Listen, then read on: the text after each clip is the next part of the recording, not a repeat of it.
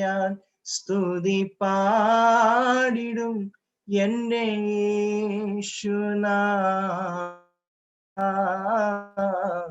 എനിക്കായി നീ ചെയ്തൊരു നന്മയ്ക്കും ഇന്നു നന്ദി ചൊല്ലുന്നു ഞാൻ. Thank you pastor. Thank you മോനെ വെരി മച്ച്. ഇന്ന് വൈകിട്ടാണ് ഞാൻ ആ മെസ്സേജ് കൊടുത്തതെങ്കിലും പെട്ടെന്ന് തയ്യാറായി. ഏബൽ പിന്നെ എപ്പോഴും എവർ റെഡിയാ, അതുകൊണ്ട് കുഴപ്പമില്ല. ഗോഡ് ബ്ലസ് യു മോനെ.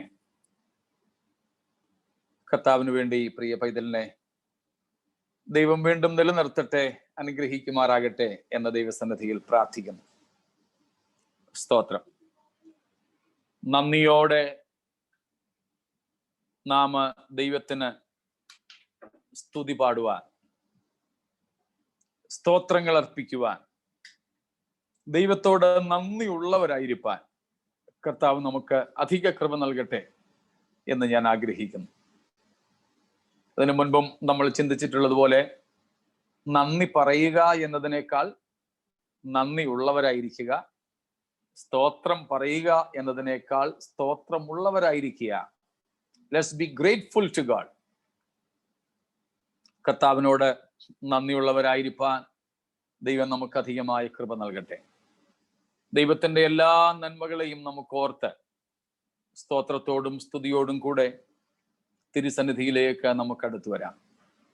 ദൈവത്തിന്റെ വലിയ അനുഗ്രഹങ്ങൾ കലവറ കൂടാതെ നമ്മുടെ മേൽ ചൊരിയപ്പെടേണ്ടതിനായി വീണ്ടും പ്രാർത്ഥനാപൂർവം തിരുസന്നിധിയിൽ നമുക്കായിരിക്കാം. മുമ്പ് ഞാൻ പറഞ്ഞതുപോലെ സുവിശേഷ രണഭൂമിയിൽ എൻ്റെ സഹ ഭടന്മാരായ കർത്തൃദാസന്മാരെയും, സ്തോത്രം, നിത്യാവകാശത്തിൽ എൻ്റെ കൂട്ടവകാശികളായ സകല വിശുദ്ധന്മാരെയും ഞാൻ യേശുവിന്റെ നാമത്തിൽ സന്ധ്യാവന്ദനം അറിയിച്ചുകൊണ്ട് തിരുവെഴുത്തുകളിലേക്ക് പ്രവേശിക്കുന്നു. നാം ഇന്നലെ രാത്രിയിൽ പര്യവസാനിപ്പിക്കുവാൻ, ഉപസംഹരിക്കുവാൻ വേണ്ടി ആഗ്രഹിച്ച നമ്മുടെ ചിന്തകളിലേക്ക് പോയി അത് ഇന്ന് രാത്രി അവിടെ നിർത്തിയിട്ട് നമുക്ക് പുതിയ ഭാഗ്യവർണ്ണനയുടെ അർത്ഥതലങ്ങളിലേക്ക് പ്രവേശിക്കാം എന്നാണ് ഞാൻ ആഗ്രഹിക്കുന്നത്. നാം ഈ ദിവസങ്ങളിൽ ചിന്തിക്കുന്നത് യേശുക്രിസ്തുവിന്റെ ഗിരിപ്രഭാഷണം ആണ്, sermon on the mount. Mathai 5, 6, 7 അധ്യായങ്ങളിൽ കാണുന്നത്.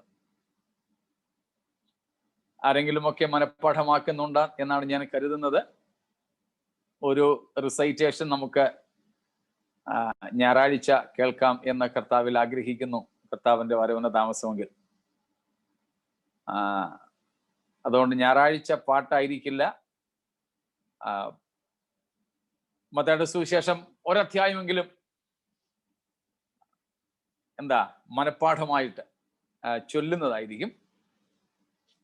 നിങ്ങളും മറ്റാരെങ്കിലും തയ്യാറാകുന്നെങ്കിൽ, പ്രായമൊന്നും വിഷയമല്ല കേട്ടോ, തയ്യാറാകാം. കർത്താവ് സഹായിക്കട്ടെ. സ്തോത്രം. അപ്പം പാട്ട് പാടാൻ കഴിവില്ലാത്തവർക്കും ഈണമില്ലാത്തവർക്കും കൂടെ ഇതിൽ പങ്കാളികളാകാം. അപ്പൊ നാം യേശുക്രിസ്തുവിന്റെ ഗിരിപ്രഭാഷണത്തിൽ നിന്ന് അതിൻ്റെ ആദ്യ ഭാഗമായ 8 ഭാഗ്യവർണ്ണനകളാണ് ചിന്തിക്കുന്നത്. അതിൽ 6ാമത്തേതാണ് നമ്മുടെ ഇപ്പോഴത്തെ ചിന്താവിഷയം. ഇന്ന് നാം അതിന് ഉപസംഹാരം കുറിപ്പാൻ ആഗ്രഹിക്കുന്നു. അതാണ് നാം മത്തായി 5ന്റെ 8ാം വാക്യത്തിൽ കാണുന്നത്. ഇന്ന് അതിനെ സംബന്ധിക്കുന്ന അവസാന ക്ലാസ് ആയതുകൊണ്ട് ആ വാക്യം ഒന്ന് വായിച്ചോളൂ. Blessed are the pure in heart, for they will see God. സ്തോത്രം. പൂവറിൽ നിന്ന് തുടങ്ങി പ്യൂവറിലേക്ക് നമ്മൾ വന്നിരിക്കും. ആത്മാവിൽ ദരിദ്രരായവർ എന്നതിൽ തുടങ്ങി ഇപ്പോൾ ആത്മാവിൽ അല്ലെങ്കിൽ ഹൃദയത്തിൽ ശുദ്ധിയുള്ളവരാകുന്നതിനെ കുറിച്ചാണ് നാം ഇപ്പോൾ ചിന്തിക്കുന്നത്. സ്തോത്രം. ശുദ്ധ ഹൃദയത്തിന്റെ അനുഭവങ്ങളാണ് നാം ഇപ്പോൾ ചിന്തിക്കുന്നത്. തുടർമാനമായും പ്രോഗ്രസീവായി പുരോഗമനപരമായും ഈ ചിന്തകളെ കർത്താവ് ഇങ്ങനെ കൊണ്ടുപോവുകയാണ്. ആത്മാവിൽ ഉള്ള ദാരിദ്ര്യത്തിൽ ഇങ്ങനെ തുടങ്ങി ഇപ്പോൾ ഹൃദയശുദ്ധിയിൽ വന്നു നിൽക്കുന്നു. എന്തുകൊണ്ടാണ് അവർ ഭാഗ്യമുള്ളവർ? ആർക്കും അപഹരിപ്പാൻ കഴിയാത്ത സന്തോഷത്തിന്റെ ഉടമകൾ അവർ എന്തുകൊണ്ട്? അതാണ് പറയുന്നത്. അവർ ദൈവത്തെ കാണും. ദൈവത്തെ കാണും എന്ന് പറഞ്ഞതിന് പ്രത്യേക ആത്മീയ അർത്ഥമൊന്നും അല്ല ഇവിടെ ഉള്ളത്, അക്ഷരീയ അർത്ഥം തന്നെയാണ്. ഏറ്റവും ഒടുവിൽ 7ാമത്തെ അർത്ഥം നമ്മളതാണല്ലോ ചിന്തിക്കുന്നത്. ആത്മീയ അർത്ഥങ്ങളൊക്കെ ഉള്ളതൊക്കെ നമ്മൾ കണ്ടു. എന്നാൽ അതിൻ്റെ ഏറ്റവും പ്രധാനപ്പെട്ട അർത്ഥം അക്ഷരീയമായത് തന്നെയാണ്. ദൈവത്തെ കാണും എന്ന് പറഞ്ഞാൽ ദൈവത്തെ കാണുമെന്ന് തന്നെയാണ്. സ്തോത്രം. ദൈവത്തെ താൻ ഇരിക്കും പോലെ കാണും. ദൈവത്തെ തൻ്റെ മഹത്വത്തിന്റെ പൂർണ്ണതയിൽ കാണും. ഇപ്പോഴൊക്കെ നമ്മൾ ഗ്രഹിക്കുന്നത് അംശമായി മാത്രമേ ഉള്ളൂ. ഒരിക്കൽ കൂടെ നമുക്ക് പൗലോസ് അപ്പോസ്തലന്റെ വാക്കുകൾ ഒന്ന് നോക്കാം. ഏറ്റവും വലിയ കൃപാവരത്തെ കുറിച്ച് പൗലോസ് പറയുന്നുണ്ടല്ലോ, ഓർമ്മയുണ്ടായിരിക്കുമല്ലോ. The greatest ever gift of the spirit, സ്നേഹം. 13ാമത്തെ അധ്യായം 1 കൊരിന്ത്യർ ലേഖനം, first epistle to Corinthians chapter 13, അതിന്റെ 9ാമത്തെ വാക്യം, verse number 9. For we know in part and we prophesy in part. 10ാമത്തെ വാക്യം കൂടെ. But when perfection comes, the imperfect disappears. Perfect comes, imperfect disappears. ഇന്ന് നമുക്കുള്ള എല്ലാവിധമായ കൃപാവരങ്ങൾ ഉൾപ്പെടെയുള്ളതൊക്കെ അതെല്ലാം ഇംപെർഫെക്ട്സ് ആണ്. ഫോർ എ ഇംപെർഫെക്റ്റ് എന്നതിന്റെ അർത്ഥം ഇവിടെ പറയുന്നത് ടെമ്പററി എന്ന അർത്ഥമാണ്.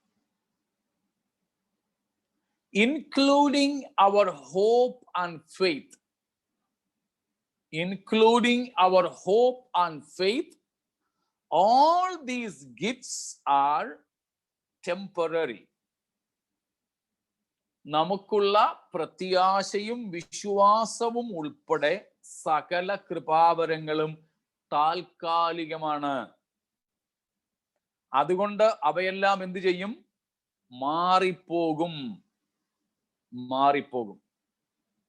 സ്ഥിരമായി നിൽക്കുന്ന പെർമനന്റ് ആയിട്ടുള്ളതും പെർഫെക്റ്റ് ആയിട്ടുള്ളതും 2 കാര്യങ്ങളുണ്ട്. There are only 2 things which are permanent and perfect. All other things, including faith and hope, temporary and imperfect. എന്താണ് ആ 2 കാര്യങ്ങൾ? പെർഫെക്റ്റ് ആയിട്ടുള്ള, പൂർണ്ണമായിട്ടുള്ളതും സ്ഥിരമായിട്ടുള്ളതുമായ 2 കാര്യങ്ങൾ ഏതൊക്കെയാ? God and love. Of course. സ്നേഹവും കർത്താവും ദൈവവുമാണ്. സ്തോത്രം. ദാനങ്ങളെല്ലാം താൽക്കാലികമാണ്. ദാതാവ് നിത്യമാണ്, നിത്യനായിട്ടുള്ളതാണ്. ദാനങ്ങളെല്ലാം താൽക്കാലികം, അത് മാറും. അതുകൊണ്ടാണ് ചിലർക്ക് മാത്രം ചിലത് കൊടുക്കുന്നത്. അല്ലായിരുന്നെങ്കിൽ എല്ലാം എല്ലാവർക്കും കൊടുത്തേനെമായിരുന്നു. വരങ്ങൾ, കൃപാവരങ്ങൾ എല്ലാം എല്ലാവർക്കും ഇല്ല. എല്ലാ വരങ്ങളുമുള്ള ഒരൊറ്റ മനുഷ്യൻ പോലും, ഒറ്റ പാസ്റ്റർ പോലും, ഒറ്റ കൃപാവര സ്പെഷ്യലിസ്റ്റ് പോലും ഇല്ല. എന്നാൽ സ്തോത്രം, പലർക്ക് പലതായിട്ടാണ് കർത്താവ് കൊടുക്കുന്നത്. പലർക്ക് പലതായിട്ട്. എന്തുകൊണ്ടാ? അവയെല്ലാം കൂടെ വരുമ്പോഴേ പെർഫെക്ഷനിലേക്ക് വരുള്ളൂ. എന്നാൽ ഈ ദാനങ്ങളെല്ലാം താൽക്കാലികമായി മാറിപ്പോകും. പക്ഷെ ദാതാവ് മാത്രം സുസ്ഥിരനായി, നിത്യനായി, സദാകാലവും ഉള്ളവനായി നിലനിൽക്കും. സ്തോത്രം. 2, അപ്പോഴും നിലനിൽക്കുന്ന ഒരു വരമാണ് സ്നേഹം എന്നുള്ളത്. ആ സ്നേഹം എന്ന വരം ചിലർക്ക് മാത്രമേ ഉള്ളെന്നാണോ? അല്ല. ബാക്കിയുള്ളതൊക്കെ ഭാഷാവരം ഒരാൾക്ക്, വ്യാഖ്യാനവരം വേറൊരാൾക്ക്. സ്തോത്രം. സഹായത്തിനുള്ള വരം ഒരാൾക്ക്, അഡ്മിനിസ്ട്രേഷൻ ഉള്ള വരം മറ്റൊരാൾക്ക്. പക്ഷെ സ്നേഹം എന്ന വരം എല്ലാവർക്കും ഒരേപോലെ തന്നെ ഉണ്ടാകണം. അതാണ് പൗലോസ് ഈ അധ്യായത്തിൽ പറയുന്നത്. ഈ 2 സംഗതികൾ മാത്രം പെർഫെക്റ്റ്, പൂർണ്ണതയുള്ളതാണ്. ഈ 2 കാര്യങ്ങൾ മാത്രം പെർമനന്റ്, എന്നേക്കുമുള്ളതാണ്. ദൈവവും സ്നേഹവും. അതുകൊണ്ടാണ് നാം അതിന്റെ അവസാനത്തെ വാക്യത്തിൽ വായിക്കുന്നത്, ആകയാൽ വിശ്വാസം, പ്രത്യാശ, സ്നേഹം, ഈ 3 നിലനിൽക്കുന്നു, ഇവയിൽ വലിയതോ സ്നേഹം തന്നെ. നമ്മളിപ്പോൾ ചിന്തിക്കുന്നത്, ഹൃദയശുദ്ധിയുള്ളവർ ഭാഗ്യവാന്മാർ, അവർ ദൈവത്തെ കാണും. ആ ദൈവത്തെ കാണും എന്ന ഭാഗമാണ് ഇവിടെ പൗലോസ് അപ്പോസ്തലൻ 1 കൊരിന്ത്യ ലേഖനം 13:9-10 വാക്യങ്ങളിൽ പറഞ്ഞിരിക്കുന്നത്. പൂർണ്ണമായത് വരുമ്പോൾ അംശമായത് നീങ്ങിപ്പോകും. അംശമായി മാത്രം നാം ഇന്ന് അറിയുന്നു, അംശമായി മാത്രം നാം ഇന്ന് പ്രവചിക്കുന്നു. സ്തോത്രം. എന്നിട്ട് താഴേട്ട് വരുമ്പോൾ പറയുകയാണ്, അതിന്റെ 12-ാമത്തെ വാക്യം, വേഴ്സ് നമ്പർ 12, 12-ാം വാക്യം. Now we see but a poor reflection as in a mirror. Then we shall see face to face. Now I know in part, then I shall know fully, even as I am fully known. ഇന്ന് നമ്മൾ കണ്ണാടിയിൽ കടമൊഴിയായി മാത്രം കാണുന്നു. Now we see God just a reflection, a poor reflection in the mirror. സ്തോത്രം. A poor reflection in the mirror. എന്നാൽ അന്ന് നമ്മൾ മുഖാമുഖമായിട്ട് കാണും. ഞാൻ ഇന്നലെയും പറഞ്ഞതുപോലെ, ഇന്ന് നമ്മൾ വിശ്വാസത്താലാണ് കാണുന്നത്, ഇന്ന് നമ്മൾ പ്രത്യാശയാലാണ് കാണുന്നത്, ഇന്ന് നമ്മൾ വചനത്തിലൂടെയാണ് കാണുന്നത്. ഇന്ന് നമ്മുടെ ഓരോരുത്തരുടെയും ബുദ്ധിക്കനുസരിച്ചും വെളിപ്പാടിനനുസരിച്ചുമാണ് നാം ദൈവത്തെ മനസ്സിലാക്കുന്നത്. The perception we have about God is in accordance with our intellect as well as the revelation we have. ഓരോരുത്തരുടെയും മനസ്സിലാക്കുന്നതിനുള്ള തലങ്ങൾ വ്യത്യസ്ത, ബുദ്ധിയുടെ തലങ്ങൾ വ്യത്യസ്തമാണ്. കൂടാതെ വെളിപ്പാട്, ഇത് 2-ന്റെയും അടിസ്ഥാനത്തിൽ ഓരോരുത്തരുടെയും മനസ്സിലാക്കലുകൾ, പെർസെപ്ഷൻസ് വ്യത്യാസമുണ്ട്. സ്തോത്രം. എന്നാൽ അന്ന് നമ്മൾ അങ്ങനെ ആയിരിക്കില്ല.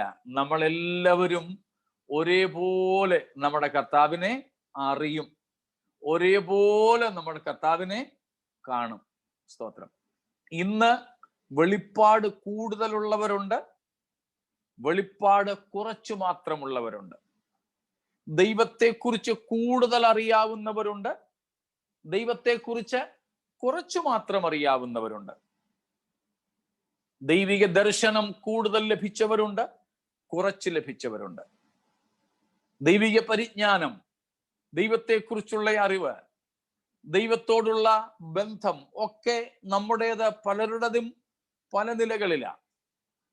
പക്ഷേ അന്ന് അവിടെ നാം എത്തുമ്പോൾ, ഞാൻ കൂടുതൽ അറിയുകയും നിങ്ങൾ കുറച്ചറിയുകയും ചെയ്യുന്ന ഒരു പരിപാടിയില്ല.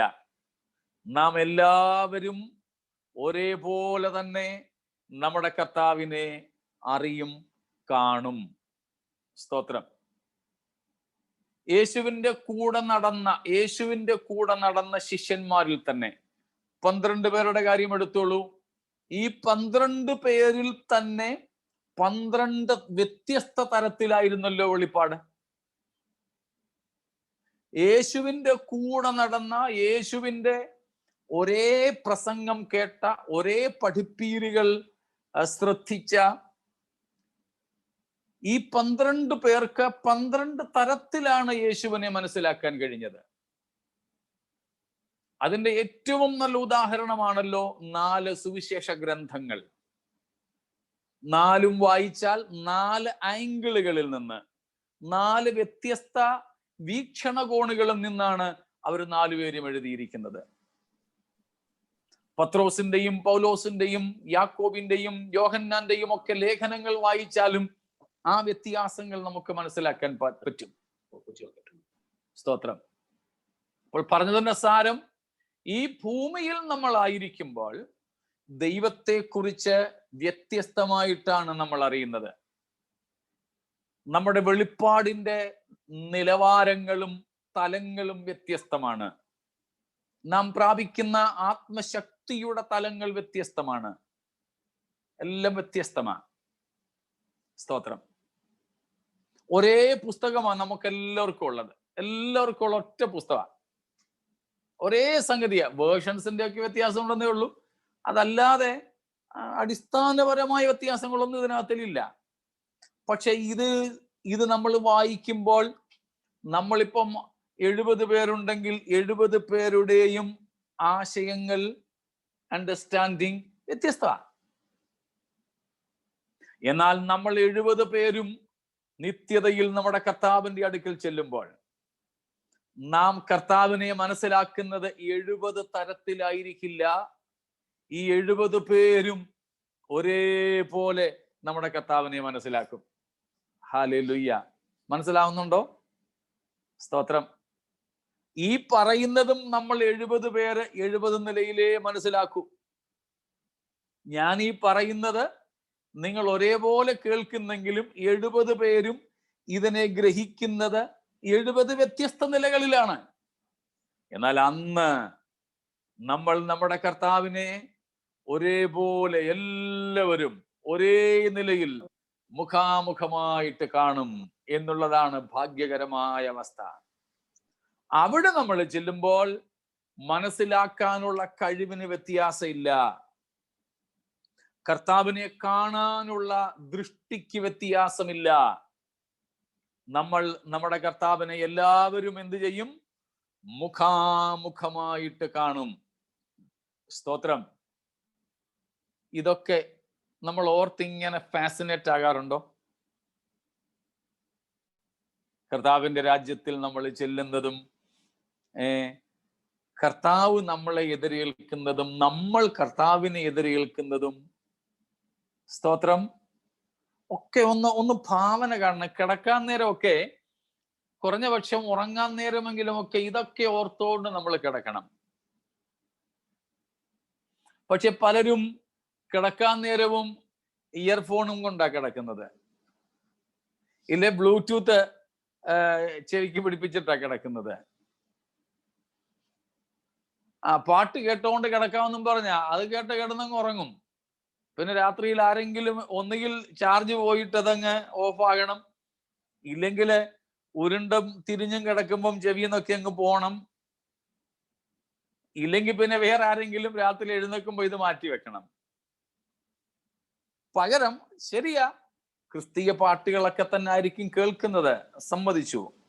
എന്നാൽ അങ്ങനെയുള്ള ഒരു പാസീവായ ഭക്തിയേക്കാൾ ദൈവം നമ്മിൽ നിന്നും ആഗ്രഹിക്കുന്നത് ആക്റ്റീവായ, സക്രിയമായ ധ്യാനങ്ങളാണ്. അതുകൊണ്ട് രാത്രിയിലൊക്കെ നാം ഉറങ്ങുമ്പോഴും നമ്മൾ ഇവയൊക്കെ ഒന്ന് ഭാവന കണ്ടുകൊണ്ട് കിടക്കണം, ധ്യാനിച്ചുകൊണ്ട് കിടക്കണം. ഇന്ന് രാത്രി ഉറങ്ങുന്ന വഴിക്ക് എൻ്റെ ജീവൻ പോകുകയോ, ആരും പേടിക്കത്തില്ലല്ലോ, എൻ്റെ ജീവൻ പോകുകയോ കർത്താവ് വരികയോ ചെയ്താൽ, സ്തോത്രം, സ്തേഫാനോസിനെ എതിരേൽക്കുവാൻ മഹിമയുടെ വലത്ത് ഭാഗത്ത്, സ്തോത്രം, യേശു ക്രിസ്തു എഴുന്നേറ്റ് നിന്ന ആ ദർശനം കണ്ടത് അതുപോലെ ഞാൻ ഇന്ന് മരിച്ചു ചെല്ലുകയാണെങ്കിൽ എന്നെ എതിരേൽക്കാനും കർത്താവ് എഴുന്നേറ്റ് നിൽക്കുന്ന ആ ചിത്രമൊക്കെ നമ്മുടെ മനസ്സിനകത്ത് പതിയണം. സ്തോത്രം. ഒക്കെ ഒന്ന് ഓർത്തു നോക്കിക്കേ. അപ്പോൾ പിന്നെ നമ്മൾ സത്യത്തിൽ ഈ മൊബൈൽ ഫോണിന്റെ പോലും ഉപയോഗം വളരെ കുറയ്ക്കും കേട്ടോ. ബാക്കിയുള്ള പല കാര്യങ്ങളിൽ നിന്നും നമ്മൾ വിട്ടുനിൽക്കും. നമുക്ക് അത്യന്താപേക്ഷിതമായ വസ്തുതയാണ് നിത്യതയിൽ കർത്താവുമായിട്ടുള്ള നമ്മുടെ ആ ഒരു സമാഗമത്തെ കുറിച്ച് ധ്യാനിക്കുക, ഓർക്കുക, ഭാവന കാണുക എന്നൊക്കെ പറയുന്നത്. സ്തോത്രം. അതിലൊക്കെ നമ്മൾ സന്തോഷഭരിതരാകും. കഴിഞ്ഞ ദിവസം ഞാൻ പറഞ്ഞതുപോലെ അങ്ങനൊക്കെ ചെയ്യുമ്പോഴാണ് നമ്മുടെ ഉള്ളം തുള്ളുന്നതും പാദം പൊങ്ങുന്നതും ഒക്കെ. സ്തോത്രം. വളരെ സന്തോഷകരമായ അനുഭവം. പൗലോസ് അതിലൊക്കെ അങ്ങ് എന്താ പറയുന്നത്, തുള്ളിച്ചാട് നടന്ന മനുഷ്യനാണ്. സ്തോത്രം. അപ്പോൾ പൗലോസ് പറയുകയാണ്, നമ്മൾ അവനെ മുഖാമുഖം കാണും, ഇന്ന് കണ്ണാടിയിൽ കടമൊഴിയായി കാണുന്നു. അല്പാൽപമായി ദൂരദൃഷ്ടിയും ഹ്രസ്വദൃഷ്ടിയും ഒക്കെ അനുസരിച്ച് ഈ കാഴ്ചയ്ക്ക് ഇന്ന് വ്യത്യാസമുണ്ട്. പക്ഷെ അന്ന് നാം അങ്ങനെയല്ല. ഹല്ലേലൂയ. സ്തോത്രം. അപ്പോൾ നമ്മൾ കർത്താവിനെ മുഖാമുഖം കാണും. 2, താൻ ഇരിക്കും പോലെ നമ്മൾ അവനെ കാണും. 3, അവന്റെ തേജസ്സോടെ നമ്മൾ കർത്താവിനെ കാണും. മുഴു തേജസ്സോടെ നമ്മൾ നമ്മുടെ ദൈവത്തെ കാണും. സ്തോത്രം. മുഴു തേജസ്സോടെ നമ്മൾ നമ്മുടെ ദൈവത്തെ കാണും. Price the Lord. സ്തോത്രം. നമ്മുടെ പ്രത്യാശ അതല്ലേ? സ്തോത്രം.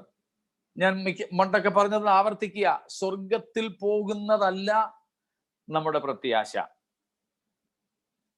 സ്തോത്രം. കിരീടം കിട്ടുന്നതും പ്രതിഫലം വാങ്ങുന്നതും സിംഹാസനം ലഭിക്കുന്നതും ഒന്നുമല്ല നമ്മുടെ പ്രത്യാശ.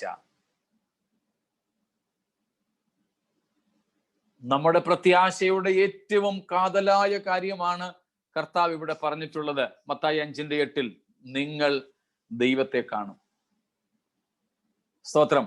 ദൈവത്തെ കാണുവാനായിട്ട് സാധിക്കും. Praise the lord. കൊരിന്ത്യർക്കുള്ള 2-ാമത്തെ ലേഖനം തന്നെ 3-ാം അധ്യായത്തിന്റെ 18-ാമത്തെ വാക്യം. And we who with veiled faces all reflect the Lord's glory are being transformed into his likeness with ever increasing glory, which comes from the Lord who is the Spirit. സ്തോത്രം.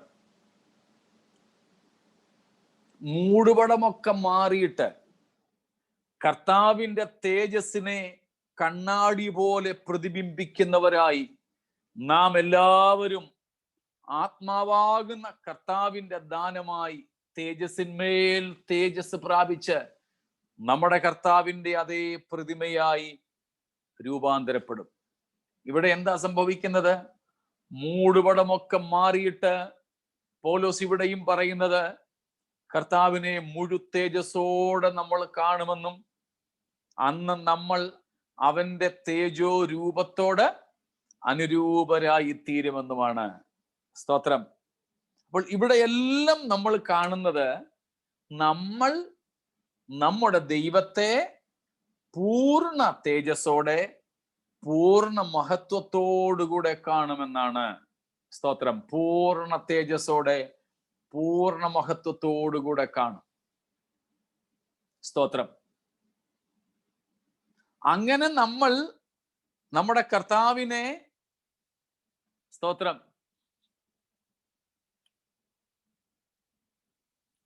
തേജസ്സോടെ കാണുന്നത് കൊണ്ട് നമ്മളും കർത്താവിനെ പോലെ ആകും എന്നാണ് ഇവിടെ അപ്പോസ്തലന്മാർ പൗലോസ് ആകട്ടെ, പത്രോസ് ആകട്ടെ, യോഹന്നാൻ ആകട്ടെ എല്ലാവരും പറയുന്നത്. സ്തോത്രം.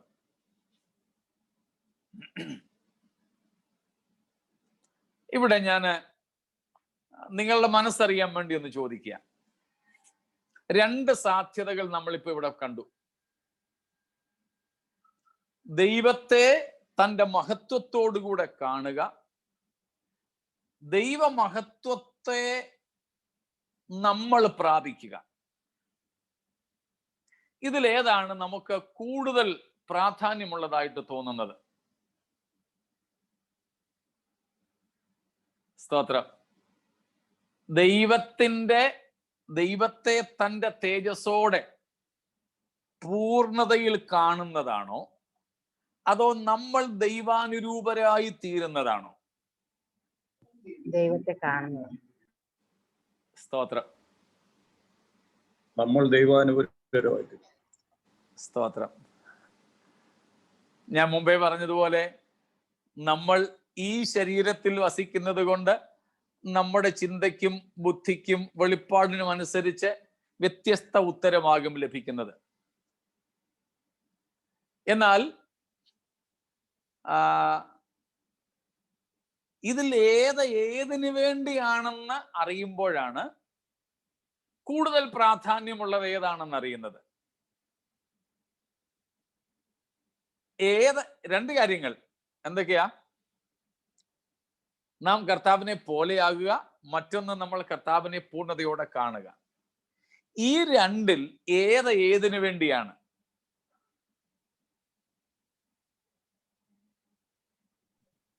ദൈവത്തെ കാണാൻ വേണ്ടി നമ്മൾ ദൈവത്തെ പോലെ ആയിത്തീരുക. സ്തോത്രം.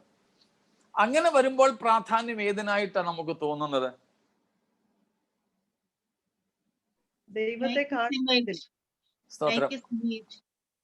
അങ്ങനെയാണെങ്കിൽ എന്റെ ചിന്തയിൽ വ്യത്യസ്തമാകാൻ നിങ്ങളുടേത്. എന്റെ ചിന്തയിൽ നിങ്ങൾ ചിലർ പറഞ്ഞതുപോലെ ദൈവത്തെ തൻ്റെ മഹത്വത്തോടുകൂടെ കാണുക എന്നതല്ലേ ഒരു ഇച്ചിരൂടെ പ്രാധാന്യമുള്ളതെന്ന് തോന്നിപ്പോകുന്നു. സ്തോത്രം. അപ്പോൾ തന്നെ കർത്താവിനെ കാണണമെങ്കിൽ നമ്മൾ എങ്ങനെ ആയേ പറ്റൂ? അവനെ പോലെ ആയേ പറ്റൂ. അപ്പം കർത്താവ് പറഞ്ഞതുപോലെ തന്നെ ഇത് പറയുകയാണ് നല്ലത്. ഏറ്റവും വലിയ കൽപ്പന ഏതാന്ന് ചോദിച്ചപ്പം കർത്താവ് യേശു പറഞ്ഞത് ദൈവത്തെ സ്നേഹിക്കുക. രണ്ടാമത്തേത് അത്രയും തന്നെ ഉള്ളതാണ്, അയൽക്കാരനെ നിന്നെ പോലെ തന്നെ സ്നേഹിക്കുക എന്ന് പറഞ്ഞതുപോലെ ഇത് രണ്ടും 1ഉം 2ഉം എന്ന് പറയാതെ ഒന്നാമത്തേത് ഇതാണ്, രണ്ടാമത്തെ അത്രയും തന്നെ ഉള്ളതാണെന്ന് പറയുക ഉത്തമം. രണ്ടും പരസ്പര പൂരകങ്ങളാണ്, കോംപ്ലിമെന്ററി ആണ് രണ്ടും. സ്തോത്രം. ദൈവം നമ്മെ സൃഷ്ടിച്ചത് നമ്മൾ ദൈവാനുരൂപരായി തീരാനാണ്. നമ്മെ ദൈവാനുരൂപരാക്കി തീർക്കുന്നത് നമ്മൾ ദൈവത്തെ അവന്റെ മഹത്വത്തോടെ കാണുന്നതിന് വേണ്ടിയാണ്. അതുകൊണ്ട് ഈ 2 കാര്യങ്ങളായിരിക്കണം നമ്മുടെ ആത്മീയ ജീവിതത്തിലെയും ഏറ്റവും പ്രാധാന്യമുള്ള വിഷയങ്ങൾ. ഇത് രണ്ടും, ഇതിന് രണ്ടിനും വേണം നമ്മൾ പ്രാധാന്യം കൊടുക്കാൻ. ഇതുകൊണ്ടാണ് ഞാൻ മുൻപൊരിക്കൽ പറഞ്ഞത്, ആത്മീയത്തെക്കാളിലും സ്വർഗീയത്തെക്കാളിലും പ്രാധാന്യമുള്ളതാണ് ദൈവീകമെന്ന്. ഓർക്കുന്നുണ്ടായിരിക്കും ഒരു പക്ഷെ. ആത്മീയത്തെക്കാളും സ്വർഗീയത്തെക്കാളും പ്രാധാന്യമുള്ളത് ദൈവീകമാണ്.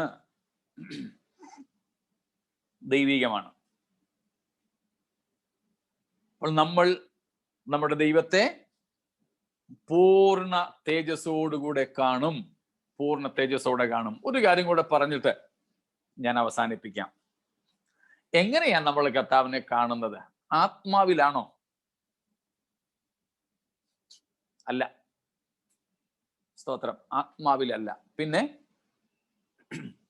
ഒരു വാക്യം നമുക്ക് വായിച്ചാൽ അല്പം കൂടെ അത് വ്യക്തമാകും. നമ്മളിപ്പോൾ വായിച്ച പല വാക്യങ്ങളും വ്യക്തമാക്കിയതാണ്.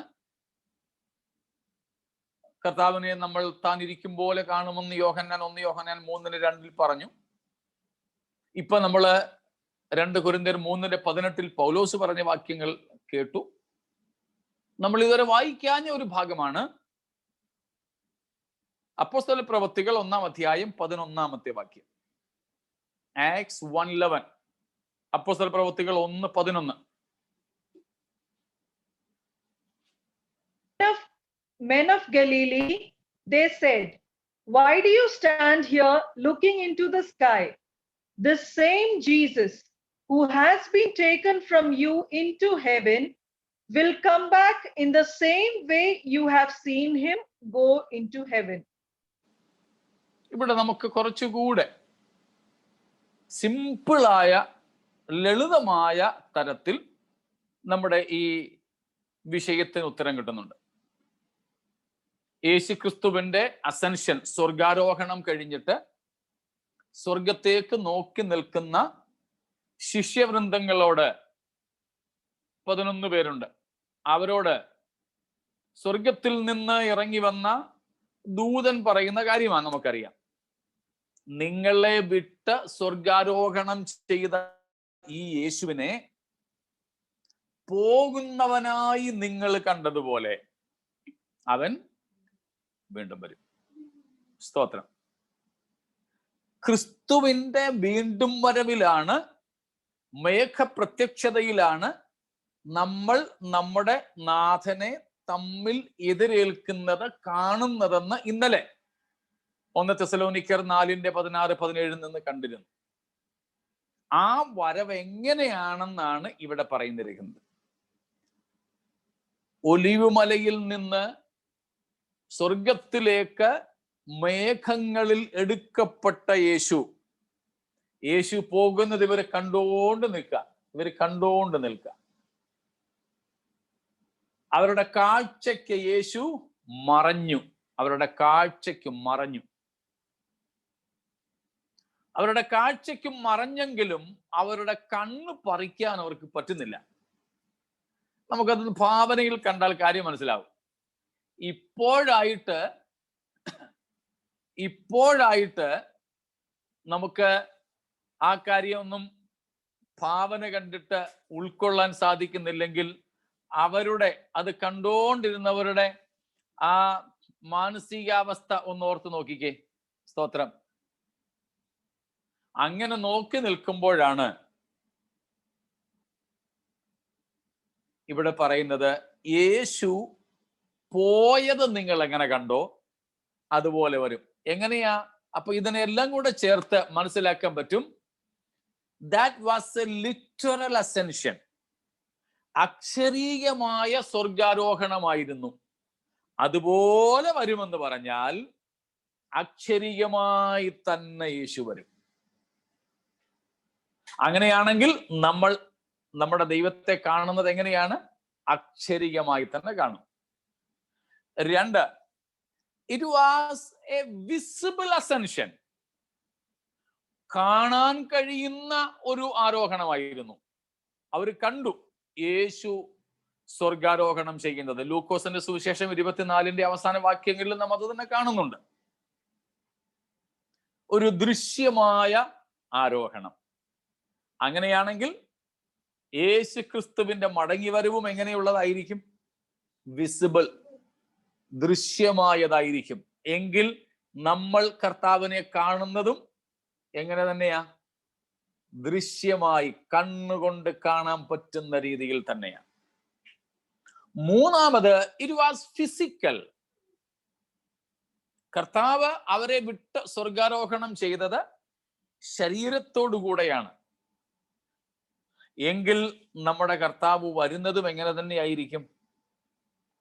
ഫിസിക്കലായിട്ട് തന്നെയായിരിക്കും, ശരീരത്തോടു കൂടെ തന്നെയായിരിക്കും. സ്തോത്രം. ഇൻ ദ ക്ലൗഡ്സ്, ആകാശ മേഘങ്ങളിലാണ് യേശു എടുക്കപ്പെട്ടത്. മേഘങ്ങളിൽ തന്നെ അവൻ വരും. സ്തോത്രം. It was in person, not in spirit. ആത്മാവിലായിരുന്നില്ല, യേശുവിന്റെ ശാരീരിക വ്യക്തിത്വത്തിലാണ് എടുക്കപ്പെടുന്നത്. അങ്ങനെ തന്നെ പൂർണ്ണ ആളത്വത്തിൽ യേശു വെളിപ്പെടും. സ്തോത്രം. യേശു കർത്താവ് അങ്ങനെ പോയപ്പോൾ ശിഷ്യന്മാര് മാത്രമാണ് കണ്ടത്. His ascension was visual only to the disciples. അങ്ങനെയാണെങ്കിൽ നമ്മുടെ കർത്താവിന്റെ മേഘപ്രത്യക്ഷതയും അവന്റെ ശിഷ്യന്മാർക്ക് മാത്രമായിരിക്കും വിഷ്വൽ കാണാൻ പറ്റുന്നത്. അതാണ് രഹസ്യവരമെന്ന് നമ്മൾ പറയാൻ കാരണം. സ്തോത്രം. അപ്പോൾ യേശു ക്രിസ്തുവിനെ നമുക്ക്, അല്ലെങ്കിൽ നമ്മുടെ കർത്താവിനെ നമുക്ക് ദേഹരൂപത്തിൽ അക്ഷരീകമായി, സ്തോത്രം, തേജസ്സോടുകൂടെ കാണുവാൻ കഴിയും എന്ന് വ്യക്തമാണ് അപ്പോസ്തല പ്രവൃത്തികൾ 1:11 നിന്ന്. അത് യേശുവിന്റെ മടങ്ങി വരവിനെ സംബന്ധിച്ചും ഉള്ള ഒരു പാഠമാണ്. ഇനിയും യേശു ക്രിസ്തു ഇതേ സംബന്ധിച്ച് നമുക്ക് നൽകിയിട്ടുള്ള വാഗ്ദത്തങ്ങളും കൂടെ നോക്കാം. എന്താണ് കർത്താവ് നമുക്ക് തന്നിട്ടുള്ള വാഗ്ദത്തം ഇതേ സംബന്ധിച്ച്? ഒന്നാമത്തെ വാഗ്ദത്തം, the promises the Lord has given, Jesus has given us regarding seeing God or meeting with God in the eternity. നിത്യതയിൽ നമ്മൾ നമ്മുടെ കർത്താവിനെ കാണുന്നതിനെ സംബന്ധിച്ച് നൽകിയിട്ടുള്ള ക്രിസ്തുവിന്റെ വാഗ്ദത്തം. സ്തോത്രം. നമുക്ക് പരിചയമുള്ളതാണ്, അതുകൊണ്ട് വിവരണം ആവശ്യമില്ല. ഒന്നാമത്തേത്, we will be with him. നമ്മൾ അവനോട് കൂടെ ആയിരിക്കും. സ്തോത്രം. യോഹന്നാൻ 14:3 വാക്യത്തിൽ നമുക്ക് മനഃപ്പാഠമാണ്, ഞാൻ ഇരിക്കുന്നയിടത്ത് നിങ്ങളും ഇരിക്കേണ്ടതിന് ഞാൻ പിന്നെയും വന്ന് നിങ്ങളെ എൻ്റെ അടുക്കൽ ചേർത്തുകൊള്ളും. സ്തോത്രം. I will come again and receive you unto myself. കണ്ടോ? സ്തോത്രം. ഇംഗ്ലീഷിലെ പ്രയോഗം കുറെ കൂടെ കൊള്ളാം. unto myself. സ്തോത്രം. എൻ്റെ അടുക്കൽ. ഇംഗ്ലീഷിലുമായിട്ട് പറയാണെങ്കിൽ എങ്കലേക്ക് ഞാൻ നിങ്ങളെ ചേർത്തുകൊള്ളുവെന്ന. സ്തോത്രം. എങ്കലേക്ക്. അതേ പ്രയോഗമാണ് പൗലോസ് അപ്പോസ്തലൻ എഫേസ്യ ലേഖനം 5-ാം അധ്യായത്തിൽ നടത്തുന്നത്. എഫേസ്യർ 5-ാം അധ്യായത്തിന്റെ 24 മുതൽ കൊണ്ട്, അത് മുഴുവനും ഞാൻ മിക്കപ്പോഴും പറയുന്നത് പോലെ കല്യാണത്തിന് വായിച്ചു വിടുന്ന നമ്മള് നോക്കണേ. അവിടെ മലയാളത്തിൽ 27-ാമത്തെ വാക്യമാണ്. ഇംഗ്ലീഷിൽ എനിക്കറിയില്ല, 26 or 27 വല്ലതുമായിരിക്കും. And to present her to himself as a radiant church, without stain or wrinkle or any other blemish, but holy and blameless. ഇംഗ്ലീഷിലും സെയിം 27-ാം വാക്യം തന്നെ. That he might present church to himself a radiant, a glorious church. സ്തോത്രം. തനിക്ക് തന്നെ തേജസ്സോടെ മുൻനിർത്തേണ്ടതിന് ക്രിസ്തു നമുക്ക് യോഹന്നാൻ 14:3 തന്ന അതേ വാഗ്ദത്തം അതേ രീതിയിൽ പൗലോസ് ഇവിടെ എടുത്തു പറയുകയാണ്. സ്തോത്രം. അപ്പോൾ നാമും കർത്താവും അടുത്തടുത്തായിരിക്കുമോ, പല സ്ഥലത്തായിരിക്കുമോ? കൂടെ. along with, നമ്മൾ കൂടെയായിരിക്കും. സ്തോത്രം. തീർന്നില്ല. യോഹന്നാൻ 12 to be with him. John 12:26, 12:26.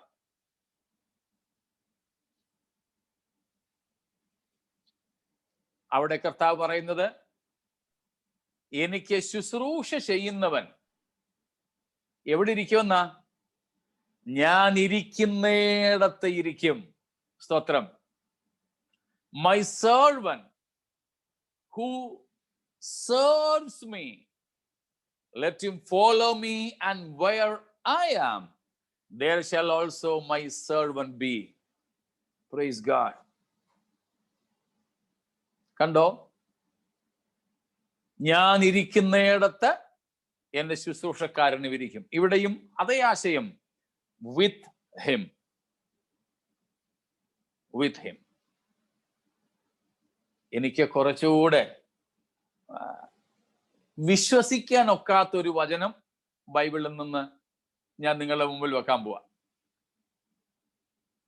നിങ്ങൾ ഈ വചനം വിശ്വസിക്കുന്നു എന്ന് പറയണം. വായിച്ചിട്ട് പറയാം അല്ലേ, അതായിരിക്കും നല്ലത്. Luke 12:27, sorry 37. Luke chapter 12 verse 37. Lukose 12:37 വാക്യം. സത്യസന്ധമായിട്ട് പറയണം, നിങ്ങൾക്ക് ഇത് വിശ്വസിക്കുന്നുണ്ടോന്നേ? It will be good for those servants whose master finds them watching when he comes. I tell you the truth, he will dress himself to serve, will have them recline at the table, and will come and wait on them. Malayalam കൂടെ വായിച്ചോളൂ. അറിയില്ലേ? യജമാൻ ഉണർന്നിരിക്കുന്നവരായി കാണുന്ന ദാസന്മാർ ഭാഗ്യവാന്മാർ. അവൻ അരകെട്ടി അവരെ ഭക്ഷണത്തിനിരുത്തുകയും വന്ന് അവർക്ക് ശുശ്രൂഷ ചെയ്യുകയും ചെയ്യും എന്ന് ഞാൻ സത്യമായിട്ട് നിങ്ങളോട് പറയും. ഇവിടെ എന്താ നമ്മൾ മനസ്സിലാക്കുന്നേ? സ്തോത്രം. The master, who is the master here? ഇവിടെ പറയുന്ന യജമാനൻ ആരാ? Jesus. The master will And serve. Prepare the table for the servant. He will dress himself up and serve the servants. ഞാൻ അതിനെ മലയാളം കൂടെ വായിച്ചോളാൻ പറഞ്ഞു, രണ്ടിലും മനസ്സിലാക്കാൻ വേണ്ടിയിട്ട്. എന്താ? ഒരുങ്ങിയിരിക്കുന്ന ദാസനെ യജമാനൻ തന്നെ അരകെട്ടി അവർക്ക് ശുശ്രൂഷ ചെയ്യുന്നു, അവരെ ഭക്ഷണത്തിനിരുത്തി അവർക്ക് ഭക്ഷണം വിളമ്പിക്കൊടുക്കുന്നു, ശുശ്രൂഷിക്കുന്നു. നിങ്ങൾ വിശ്വസിക്കുമോ ഇത്? അതുകൊണ്ടാണ് ഞാൻ ചോദിച്ചത്, വിശ്വസിക്കുന്നു എന്ന്. ബൈബിൾ ആയതുകൊണ്ട് വിശ്വസിക്കുമെന്ന് നമ്മൾ പറയും, പക്ഷെ അതല്ല, ഒരു ക്രിട്ടിക്കലായിട്ട് തന്നെ ഞാൻ ചോദിക്കുക. സ്തോത്രം. ഇതുവരെ നമ്മൾ കണ്ടിട്ടില്ല അങ്ങനെ, അതുകൊണ്ട് വിശ്വസിക്കാൻ ബുദ്ധിമുട്ടാ അല്ലേ? സ്തോത്രം. The honor we will be getting in eternity. A faithful servant will receive this as a reward in eternity. നിത്യതയിൽ ഒരു വിശ്വസ്തദാസന് ലഭിക്കാൻ പോകുന്ന ഒരു വലിയ ഭാഗ്യകരമായ അവസ്ഥയാണിത്. കർത്താവ്, സ്തോത്രം, ഒത്തിരി കാര്യങ്ങളുണ്ട് അങ്ങനെ. കർത്താവ് നമുക്ക് ശുശ്രൂഷ ചെയ്യുക എന്ന് പറഞ്ഞാൽ വിശ്വസിക്കാൻ പ്രയാസമാണ്. സ്തോത്രം, സ്തോത്രം. The Lord will serve us. The Lord will serve us. Now you got? സ്തോത്രം. എത്ര ഭാഗ്യകരമാണ്. സ്തോത്രം. This is the point of honoring a true disciple. അതാണ് മുമ്പേ 12:26 യോഹന്നാനിൽ വായിച്ചത്. ശുശ്രൂഷക്കാരൻ എവിടെ ഇരിക്കും? ഞാൻ ഇരിക്കുന്ന ഇടത്ത്. സ്തോത്രം. Where the master be, there the servant too. സ്തോത്രം. അത് നമ്മൾ കണ്ടിട്ടുണ്ടോ എവിടെങ്കിലും? ഇപ്പം സോഫിയ സുഷ പറഞ്ഞ പോലെ മറ്റേത് കണ്ടിട്ടില്ല, ഇത് കണ്ടിട്ടുണ്ടോ? ബോസിന്റെ കൂടെ ഓഫീസിലെ എന്താണ് പറയുന്നത്, ദാസനെ അല്ലെങ്കിൽ പിയൂണിനെ ഇരുത്തുന്നത്? ഇപ്പൊ ട്രെയിനിൽ തന്നെ പോകുമ്പോൾ രണ്ടുപേരും സെയിം ക്ലാസ്സിൽ പോകുന്നത്, ഭക്ഷണത്തിനിരിക്കുമ്പോൾ രണ്ടുപേരും ഒരുമിച്ചിരിക്കുന്നത്, ഒരു ഹോസ്പിറ്റലിലെ ഡോക്ടറും വാർഡ് ബോയും കൂടെ ഒരുമിച്ചിരുന്ന് ഭക്ഷണം കഴിക്കുന്നത്, ഒരേ ടേബിളിൽ ഇരിക്കുന്നത്, അത് നമ്മൾ കണ്ടിട്ടില്ലല്ലോ. അതും കർത്താവ് പറയുകയാണ്, എന്നെ ശുശ്രൂഷിക്കുന്നവൻ എന്നെ അനുഗമിക്കട്ടെ, ഞാൻ ഇരിക്കുന്നിടത്ത് എന്റെ ശുശ്രൂഷക്കാരനും ഇരിക്കും. ഇവിടെ എല്ലാം നമുക്ക് വാഗ്ദത്തം ചെയ്യുന്നത് എന്താണ്? എന്താ? To be with him, to be with him. എനിക്ക് കുറച്ചുകൂടെ സന്തോഷം തരുന്ന ഒരു വാക്യമുണ്ട്. ഇവിടെയെല്ലാം നമുക്ക് കർത്താവ് തന്നത് വാഗ്ദത്തങ്ങളാണ്.